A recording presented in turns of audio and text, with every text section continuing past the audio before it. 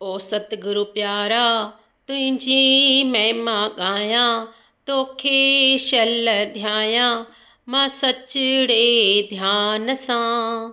ओ तुंहिंजी शेवा मां कयां दिलो जान सां।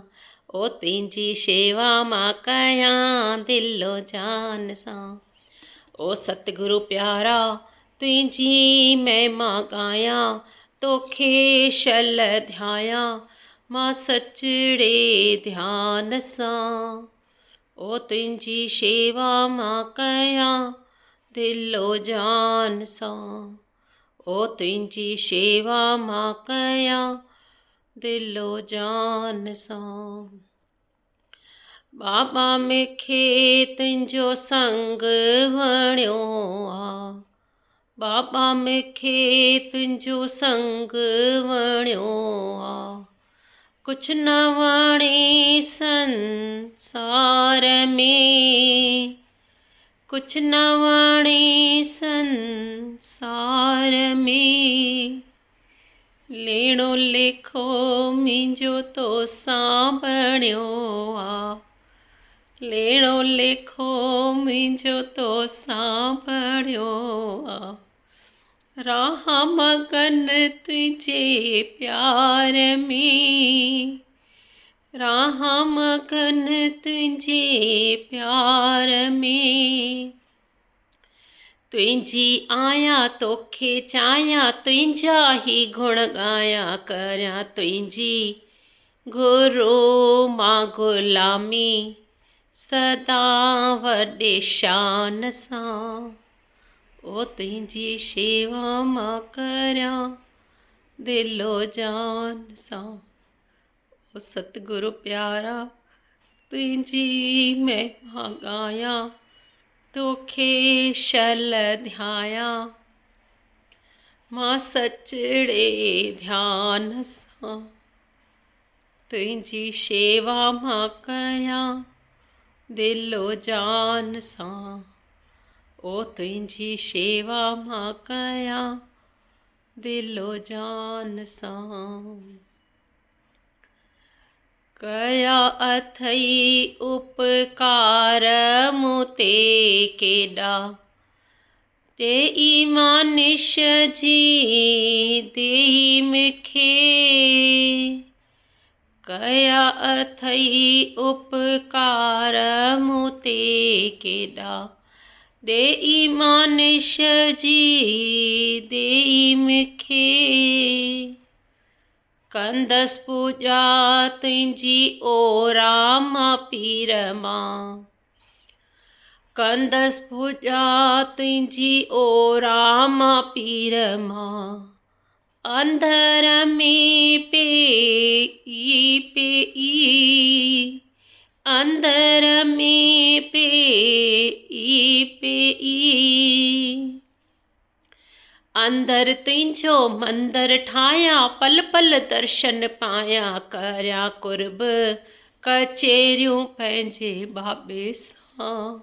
ओ तुंहिंजी शेवा मां कयां दिलो जान सां।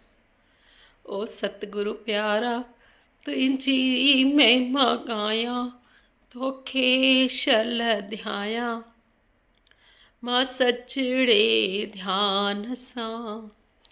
ओ तुंहिंजी शेवा मां कयां दिलो जान सां।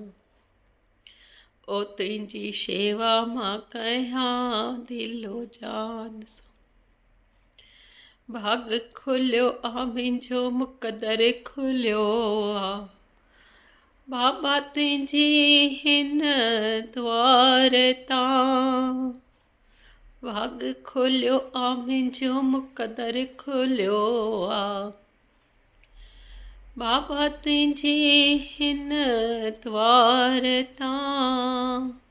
चिंता फ़िकर मुंहिंजो मिटजी वियो आ, बाबा तुंहिंजी हिन द्वार तां।